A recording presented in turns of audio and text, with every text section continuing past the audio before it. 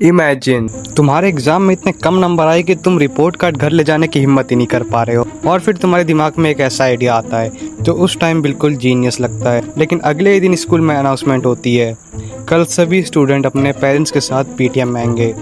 और उसी पल तुम्हें एहसास होता है तुमसे बहुत बड़ी गलती हो चुकी है। और हाँ, ये मेरी कहानी है। ये बात तब की है जब मैं क्लास 11th में था, और अगर आपने कभी क्लास 11th पढ़ी है तो आपको पता होगा कि उस टाइम दो तरह के बच्चे होते थे। पहले वो जो रिजल्ट के दिन ऐसे स्कूल आते थे जैसे ऑस्कर लेने आ रहे हों, और दूसरे हम जैसे बच्चे जो भगवान से डील कर रहे होते हैं, हे भगवान बस पास करवा दो, अगले साल मैं पक्का पढ़ूंगा। अब देखो, मेरे साथ एक छोटी सी प्रॉब्लम थी। मेरा और मैथ्स का रिश्ता बचपन से ही बहुत ख़राब था। मैथ्स की किताब देखते ही मुझे नींद आने लगती थी, और उस दिन मैडम रिपोर्ट कार्ड बांट रही थी तो मेरे हाथ ठंडे हो गए थे।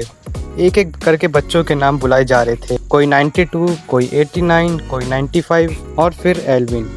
मैं धीरे धीरे गया, रिपोर्ट कार्ड लिया, और जैसे ही मैथ्स के नंबर देखे मुझे लगा मेरी आत्मा शरीर छोड़कर बाहर आ गई। 33 नंबर, पासिंग मार्क्स थे 33। अब असली प्रॉब्लम नंबर नहीं थी, असली प्रॉब्लम थी रिपोर्ट कार्ड के नीचे लिखी हुई वो लाइन, पेरेंट्स सिग्नेचर। उस टाइम मेरे पापा काफ़ी स्ट्रिक्ट थे पढ़ाई को लेकर। अगर मैं 80 भी ले आता तो पहला सवाल होता, बाकी 20 मार्क्स कहाँ गए। और यहाँ तो भाई मैथ्स में 33 थे।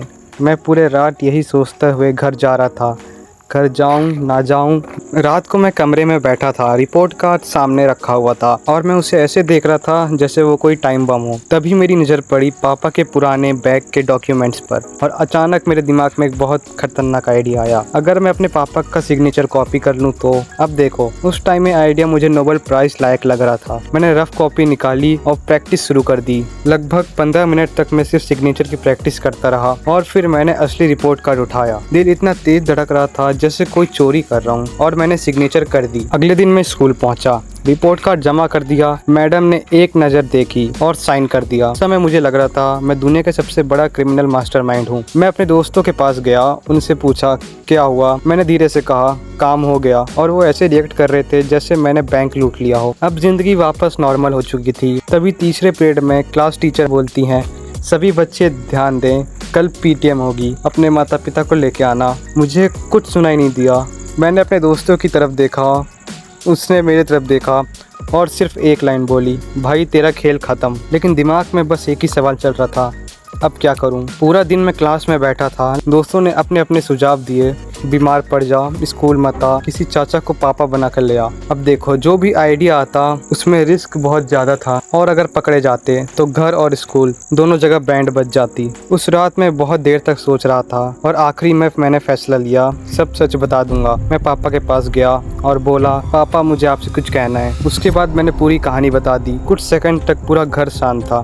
फिर पापा बोले, मैं पता है गलती क्या थी। मैं बोला मैथ्स में 33। उन्होंने कहा, नहीं झूठ बोलना। उन्होंने डांटा जरूर, लेकिन जितना मैंने सोचा था उतना नहीं। अगले दिन पीटीएम थी। मैं और पापा स्कूल पहुंचे। मेरे हाथ फिर से ठंडे पड़ चुके थे। मैडम ने पापा से बात की, मार्क्स के बारे में बताया, और फिर बोली, इनको पढ़ाई में थोड़ा कुछ और ध्यान देना चाहिए। मैं नीचे सिर झुका के खड़ा था। तभी पापा बोले, गलती हुई है, लेकिन इसने खुद आकर सच बताया है, अब मेहनत करेगा।